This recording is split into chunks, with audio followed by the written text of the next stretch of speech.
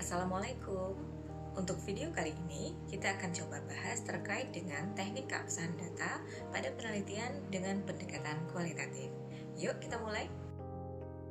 Teknik keabsahan data merupakan pengujian keabsahan terhadap suatu data yang bertujuan untuk memastikan pertanggungjawaban penelitian sebagai suatu penelitian yang ilmiah.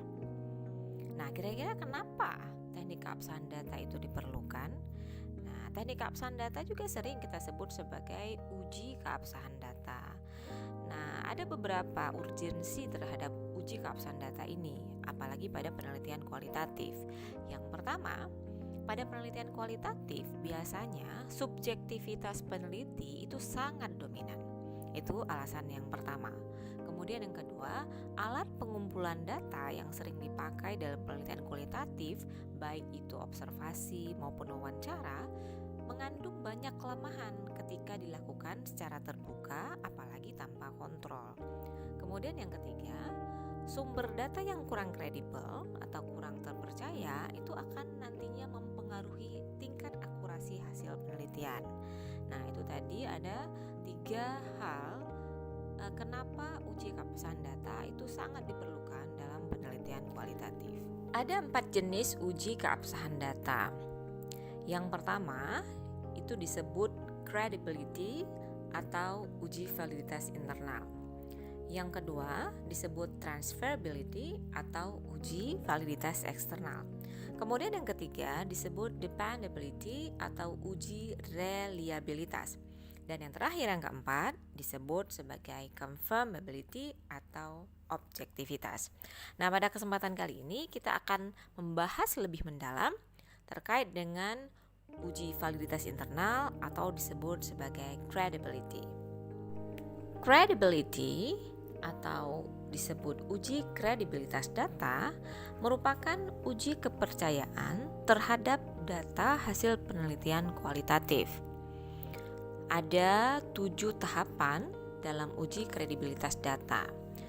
Nah, yang pertama itu disebut sebagai perpanjangan pengamatan. Apa itu perpanjangan pengamatan? Mungkin kita sering dengar ya. Nah, perpanjangan pengamatan ini adalah tindakan yang berarti peneliti akan kembali lagi ke lapangan untuk mengamati kembali, mewawancarai kembali sumber data yang pernah ditemui ataupun bahkan sumber data yang baru. Harapannya apa? Harapannya agar peneliti bisa membentuk report dengan sumber data. Nah, sekarang jadi pertanyaan nih, report itu apa sih? Nah, report itu adalah hubungan saling memahami gagasan atau perasaan satu sama lain sehingga komunikasi akan menjadi lebih lancar. Kalau kita lihat di lapangan, perpanjangan pengamatan ini adalah salah satu tahapan yang mestinya dipertimbangkan oleh peneliti. Mengapa demikian ya? Karena biasanya hasil wawancara yang dilakukan pada pertemuan pertama itu akan terkesan lebih kaku, singkat, dan tidak mendalam. Hal ini sebenarnya lumrah terjadi karena si informan atau si subjek penelitian kita mungkin merasa sedang berhadapan dengan orang asing, jadi tidak leluasa untuk berdiskusi ataupun mengeluarkan pendapat. Oleh sebab itu, kunjungan kembali si peneliti ke sumber data adalah hal yang sangat penting dan harus dipertimbangkan agar informasi ataupun data yang lebih akurat bisa lebih pasti untuk didapatkan. Tahapan kedua adalah peningkatan ketekunan. Nah, peningkatan ketekunan ini berarti peneliti mengecek kembali kebenaran data yang telah dikumpulkan dengan tujuan mendeskripsikan data lebih akurat dan sistematis, terutama terhadap makna-makna yang tersurat maupun tersirat. Nah, bekal peningkatan ketekunan bisa dilakukan dengan membaca referensi buku, kemudian dengan memeriksa kembali hasil penelitian terdahulu maupun dokumentasi terkait dengan tema yang diteliti.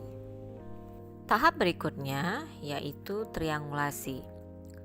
Triangulasi dalam uji kredibilitas dimaknai sebagai pengecekan data dari berbagai sumber berbagai cara, dan berbagai waktu.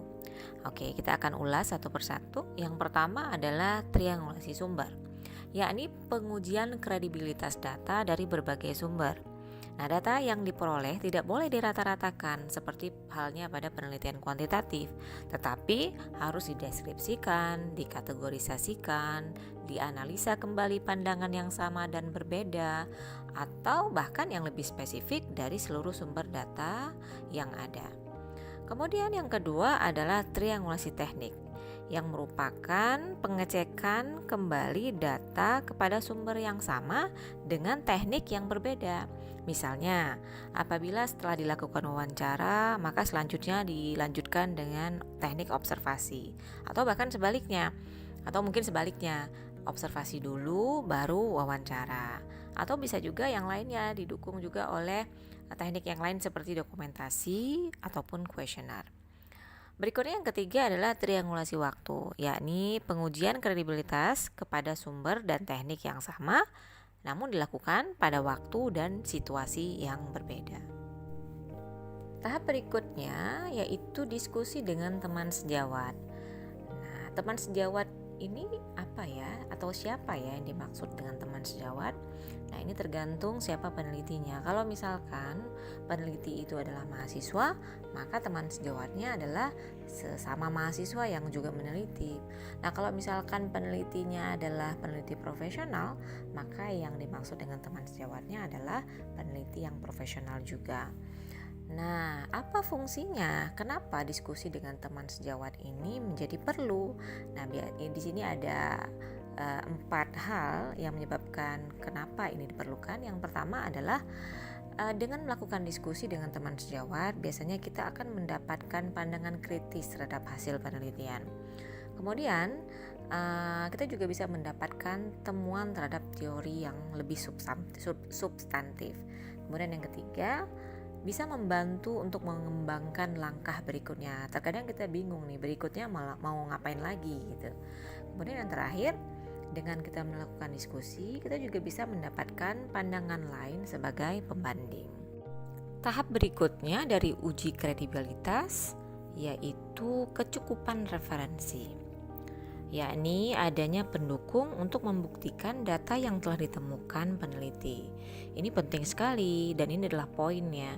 Tanpa hal ini, maka kita tidak bisa membuktikan bahwa penelitian itu telah berjalan dan telah mendapatkan data yang seharusnya. Contohnya, hasil wawancara itu harus didukung oleh adanya rekaman wawancara yang nanti juga akan dilanjutkan dengan penulisan transkrip wawancara. Nah, ini jadi bukti pendukung ya. Kemudian misalkan lagi adanya data interaksi manusia yang bisa dibuktikan oleh foto ataupun video ya. Jadi ini adalah bukti bahwa si peneliti sudah melakukan penelitiannya dengan baik dan benar. Tahapan berikutnya yang juga tidak kalah penting adalah analisis kasus negatif, yaitu kasus yang tidak sesuai atau berbeda dengan hasil penelitian hingga pada saat tertentu. Nah, ini penting sekali. Kenapa? Karena kasus negatif pada hasil penelitian akan memperkecil tingkat kredibilitas data temuan. Contohnya, kalau misalkan ada 10 responden atau 10 informan. Nah, 9 informan atau 90% dari informan menjawab puas terhadap apa yang ditanyakan. Sementara ada satu jawaban yang berbeda yang justru menjawab sebaliknya, yaitu tidak puas terhadap apa yang dipertanyakan. Nah, ini harus dicurigai oleh si peneliti. Peneliti harus mampu berpikir kritis dan mencoba mencari tahu segala apapun, termasuk kasus negatif seperti ini. Artinya sesuatu yang berbeda. Nah, bisa jadi setelah ditelusuri, yang satu itu tadi adalah yang benar atau mungkin yang salah. Nah, ini harus dianalisis atau ditelusuri oleh peneliti.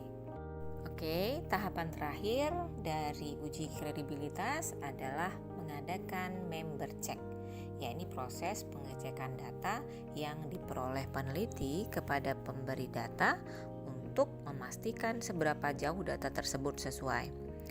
Bisa jadi saat dilakukan penafsiran oleh peneliti lebih lanjut terjadi perbedaan pemahaman seperti apa yang sebenarnya dimaksudkan oleh si pemberi data. Pelaksanaan member check bisa dilakukan secara individual ataupun diskusi kelompok setelah satu periode pengumpulan data selesai atau setelah mendapatkan suatu temuan atau kesimpulan. Nah, dalam pelaksanaannya nanti bisa jadi data yang ada memang disepakati oleh si pemberi data atau bisa jadi juga ditambah atau bahkan dikurangi. Nah, yang paling mungkin juga bisa terjadi adalah si pemberi data akan menolak karena merasa apa yang diberikan atau informasi yang diberikan tidak sama seperti apa yang diterjemahkan oleh si peneliti. Oleh sebab itu, di sini dalam hal ini peneliti harus mampu bersikap terbuka terhadap hasil yang diperoleh. Sehingga kalau memang ternyata keputusan dari si pemberi data harus menolak hasil, maka si peneliti wajib untuk memperbaiki hasil penelitian. Itu tadi 7 tahapan dari uji kredibilitas data penelitian kualitatif.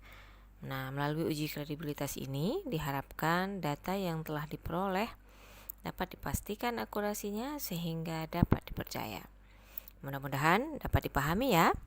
Jika tidak atau jika mungkin memiliki pertanyaan, bisa ditinggalkan komen di kolom komentar. Nah, sementara bagi yang sudah paham, setelah ini kita akan lanjut ke praktik uji keabsahan data, terutama uji kredibilitas data, yaitu pada data yang telah didapatkan dalam tugas kelompok sebelumnya. Demikian video tentang teknik keabsahan data pada penelitian dengan pendekatan kualitatif. Semoga memberikan manfaat dan ditunggu video-video berikutnya. Terima kasih. Wassalamualaikum.